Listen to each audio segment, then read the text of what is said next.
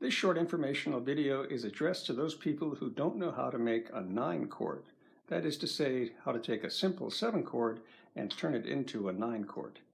Now there's 5 kinds of 7 chords. Here I'm going to be talking about just the dominant 7 chord. Now dominant 9 chords are very important to us when we're playing standards in jazz because we don't use plain dominant 7th chords very much.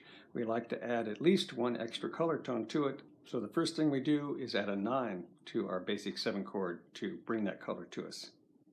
So we're going to take a plain C7 chord and add a 9 to it. This chord is correctly called C dominant 7, but we can just call it C7 and we know that we're referring to a dominant 7 chord. The first thing we do to make it a 9 chord is locate the octave above the root. Our root is down here, number 1. So we go up to the octave from that point and go one step above that octave point, and that's our 9. Now we have 1, 3, 5, 7, 9. The chord is too big to play with one hand. What we do is remove the root. Now we have a rootless dominant 9 chord.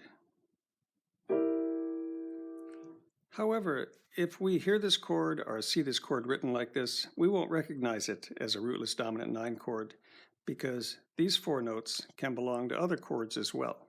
So what we do is go down an octave and put our root down here. Now we understand that it's a rootless dominant 9 chord with our eyes and our ears.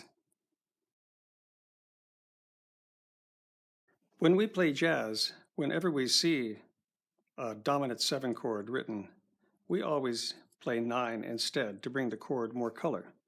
Dominant 7 and dominant 9 are really the same chord, but the 9 just adds more color. This chord is very useful for blues also.